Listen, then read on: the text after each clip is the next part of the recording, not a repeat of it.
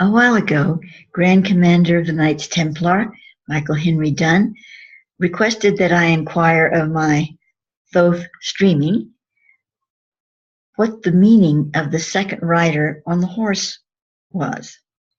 Now, when you see the symbol here of the two riders on the horse, the two Knights Templar on their horse, this is really a very ancient symbol.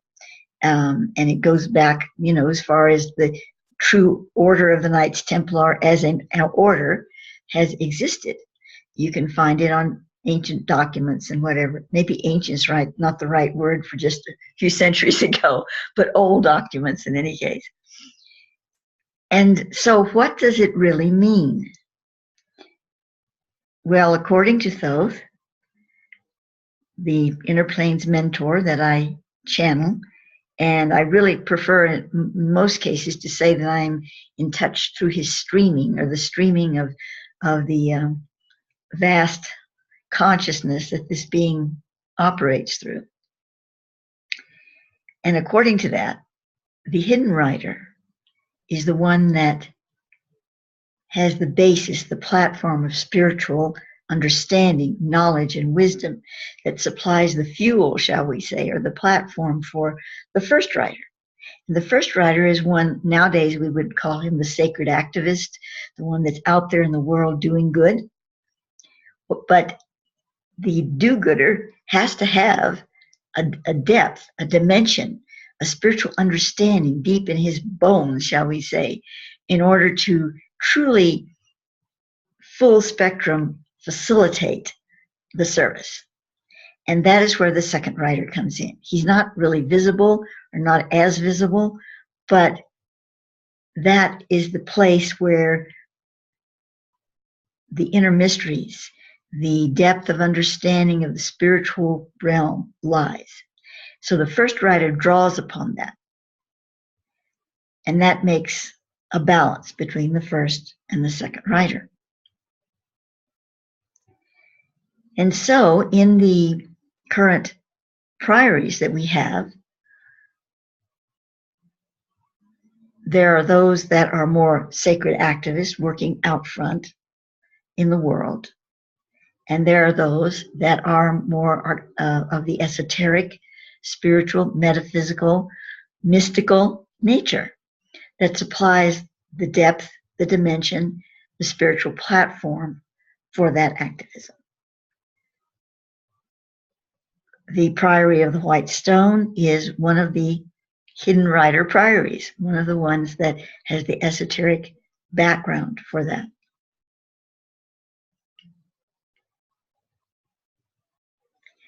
But let us look for a few minutes here about what that really means.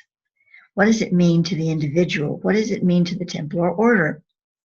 Because if you have several different priories that are promoting or, putting out their work that they believe in and is part of their teaching,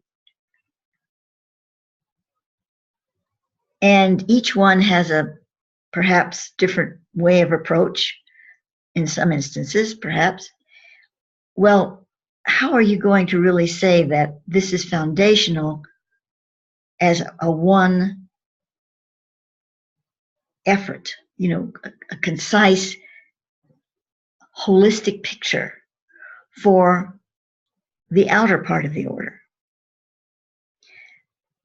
In all honesty, we're talking about subjective work here, because any mystical work is subjective. Whether it was something that Teresa of Avila envisioned in her beautiful visions, or it's something that someone in the current time feels they're receiving or channeling or inciting, from the inner planes or whatever, it's still subjective. And yet, if there is a true integrity behind it of the individual or individuals who are performing this mystical function, the spirit of it is the strongest element. The interpretations of information, what you might believe or might not believe, what might resonate with you and not resonate with you. These are, well, important on the surface, certainly important to you. You're going to flow with something that you resonate with and not with something that you don't. But the spiritual intent is the most important thing. And that is what forms the basis for, in a holistic way, for the Knights Templar as an order, as a whole order. That is what is being drawn upon. For an individual seeker, whether they're involved with the Knights Templar or not, just on the basis of seeking spiritual knowledge, wisdom, through various sources, books, channels, whatever, out there in the world. One has to remove oneself from the idea of belief. To believe something, I pause here because belief is not a bad word or anything. I often use it. I believe this, I believe that. That's okay. But if we strip all of that aside, what do you resonate with? That's where it lies. Whatever you resonate with is what you bring into your being. You bring to the table of your inner self. That's what you learn from. That's what you draw upon. Does that mean that everything you resonate with is true? Well, not necessarily. It means that that's what you need to be exploring at the time. And very often it is true, because your inner heart self is going to tell you, is this something that has a real value? If it has a real value, it's truth. Because when we're dealing with truth, on the outer level, it's pretty cut and dried. But on the inner level, there are dimensions of truth. One does not nullify the other. It simply expands it. So you might say, well, I don't resonate with that. That's not true. And then you develop more in the consciousness, in your studies or your inner work or whatever. You come back to it and you go, oh, I kind of do resonate with that. But you resonate with it after the fact because you've already gone through a process of understanding its deeper meaning. Or conversely, you might really resonate with something, and then you go through a process of understanding deeper wisdoms and ideas, and you come back to it and you go, well, it's kind of shallow now. It really doesn't encompass the whole picture. So that's what I mean by truth can be very dimensional. It's not wishy-washy. It's stable, but it's dimensional. And so the first rider on the horse has to have a core value. And I'm not saying values, because then you're dividing it up into pieces, and that's okay for later. But it has to start with a core value. And that value is not something you can be put into words. It is an homing beacon of a true heart spiritual being. And when that homing beacon is lit, that core value is presented. Again, not in words, but in energy and action. And it is from that core value that the first rider draws upon what is within the vestments of the second rider. And again, not in individual detail stuff, but in the resonant spiritual vibration that individual detailed stuff carries. Because that's where it's really at. So as one of you who might be seeking through the Templar order or through another means a spiritual vibration that matches yours in an order or a book or a website, a specific channel, in other words, or interpreter of spiritual concepts, any of this.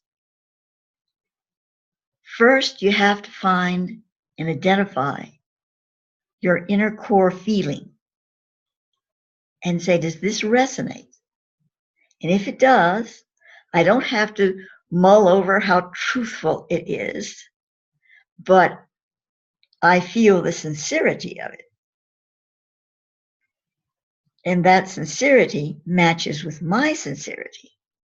And that will lead me to the dimensional level of truth that I need to know from this particular work or source or whatever. That's a lot of words, I guess, to describe something that's really very simple. If it feels right in the inner core being, in the spiritual self, then follow it. If it suddenly starts not feeling so resonant, then just say, okay, I've learned from this. Let's find where I need to go next. It's like, a little frog jumping from one lily pad to another, and not randomly, not whimsically, but out of the knowledge that that's the next step to take. And it comes from that feeling of resonance. If you allow your mind to enter that picture at that point too strongly, then you just become snared in a quagmire of mental outpicturings. Should I do this? Should I do that? What's right? What feels right? I don't know what feels right. Because that's your brain taking over. You just take a deep breath and say, does this feel good to me? Does this excite my inner being somehow? Do I just, I want to lap it up? Or do I say, well, maybe I should, but I don't know if I feel like it. If you get to that maybe I should part, then back off. Go back to your inner being and say, what does this really feel like to me?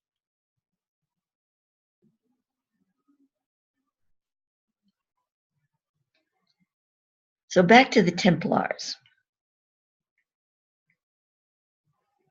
In the medieval days, they didn't have really such a clear delineation of the first and second rider.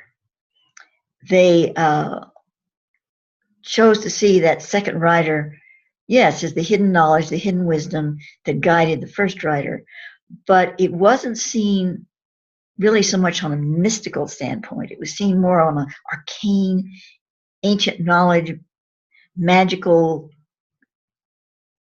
well, not magical, let's use the word alchemical standpoint. Because the Templars, in their hidden rider form, had a great deal of knowledge about alchemy. And I'm not just talking about, turning iron into gold, but the alchemy of the spirit, the heart, the soul. And they really did have a basic understanding of this in quite a lot of material. However, the material that they possessed came down to them from ancient times, and from a lot of it from Eastern countries. And they really didn't understand those concepts and the way that they were presented, and even the translations from one language to another. All of these things limited their actual internal understanding of it. So they had a sort of a textbook understanding on one level, but they didn't really embrace the deeper forms because they didn't have access to them through the times, the language, the consciousness that was present on the planet at that time as a whole. In most cases, there are always exceptions, but in most cases, we really can't go much further than the overall consciousness of the planet at the time allows. What age are you in? What period of time? It's not just the customs and the habits and the belief systems. Those are all, impinge upon our ability to expand, no doubt. But it's the actual consciousness as an entity almost that has been created from our mental pictures and our ideas that we develop from the soul self in that age. And as one age comes to another, that starts to expand and grow. Sometimes it shrinks. It goes back down. There are cataclysms or whatever. And the cataclysms don't just cause people to lose insight of things because their knowledge system is broken down. I mean, that's certainly a big picture of it, but it's not the only picture. The greater part is the actual consciousness that caused the cataclysms develops a sense of amnesia about itself because it's losing its awareness on deeper levels of choices that it makes, that human beings make in life. We are never victims of anything, and we're not victims of meteors striking the planets or any of that. It's all part of our holographic display of consciousness. So the Templars had a certain alchemical knowledge, which means a spiritual knowledge, but it came from that format of alchemy. But they couldn't expand upon it beyond their state of consciousness, and they were limited by the other things I mentioned, the translations, and the fact that a lot of it came from the Middle East, and really it was traced, much of it, all the way back to Atlantis. If you want to follow the thread, that's where it would go. So they were limited into how they could experience the synergy between the first rider and the second rider. Now, with the resurgence, or the revivification is a better word, of the Templar order, the new Templars, which is from the same lineage, it's the same lineage of Templars, it's the true Templars that we're speaking of here. But it's new in the sense that it has been brought to life in a new era of consciousness, where we are able to expand that envelope further, much further than they could in the medieval days. Now, if you go way back to before they were officially the Templar order, but according to my sources, the son of Mary and Mary Magdalene and Yeshua, John Martinus, he calls him the first Templar, not because there was any Templar order then, but that is the one that brought this energy forth into the European setting. It actually began as a more mixed idea and frequency in Atlantis. So the Templars didn't just begin with the Templar order. And if you go back that far into Atlantis, and maybe the first was John Martinus, and the son of Jesus and Mary, you get into a period of time that it was very openly deep and experiential on levels of mysticism and divine activation. But that, of course, dimmed with time because there was a dimming of that frequency as after the Atlantis went down in the last cataclysm and the time tsunami occurred. That's a Thothic word for it, and I won't go into that, but it was a big deal. And the planet had sort of amnesia after that point. And so everything kind of closed down again. But now it's opening up again. And it's a very delicate time for the Templars because if they don't take advantage of this wave, if we don't surf this wave that's coming up here, the next wave isn't going to be as perfect for that path. So that is why it's important for all of us who resonate with the Templar frequency to catch that wave and catch it in a synergistic way together. What does that really mean? Well, I don't know. I don't know all the details of it at all, and certainly not at this early stage. But I simply feel in my being that we are on a developmental path that is not nuts and bolts, but is one that serves the greater purpose in a way that the medieval Templars tried to do, but quite frankly, did not succeed. That's not to say they didn't do some good works, but they also got mixed up in some unsavory stuff. not the true inner Templar core, but some of the outer ones, because they didn't have the direction they needed. That link was not made strong enough. And when you give power to any system, any part of a system, and the core of that system, which is operating in integrity, is not fully connected to the outer part of the system, where the power is really generating and operating in the world, then you have a problem. And so that's what developed in the medieval period. And that's why, in some ways, the Templars have received a bad name. However, that bad name has been promoted extremely with all kinds of fictional and misinterpreted stuff by true conspiracy theorists. In other words, most of the conspiracies that we bring up are probably true. Most of them are, but some of them are not. Or they're twisted and formed into different, conglomerations that are way off track. And the main one is that I'm aware of is this thing about the Templars being Illuminati, and all of this, which is totally untrue. They never were. They had their bad side. They had the rogue Templars that went off and did things we would rather not remember. But the core Templar order never gave up its post of spiritual integrity. It was just a miscommunication that allowed the renegades, the rogues, to wreak some havoc.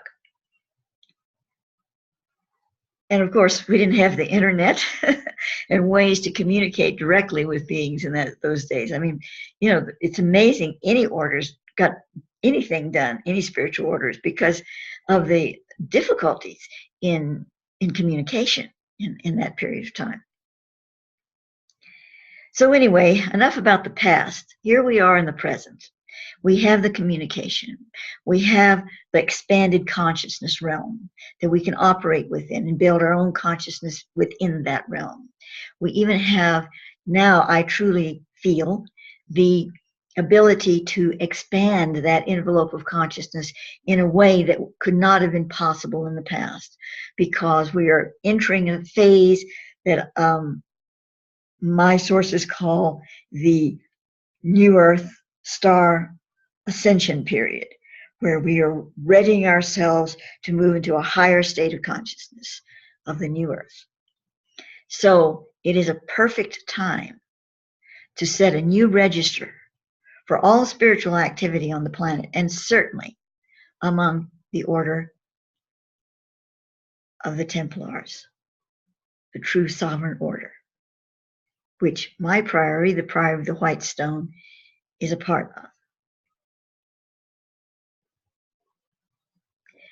I believe this concludes my little talk on this subject today, and I thank you for listening.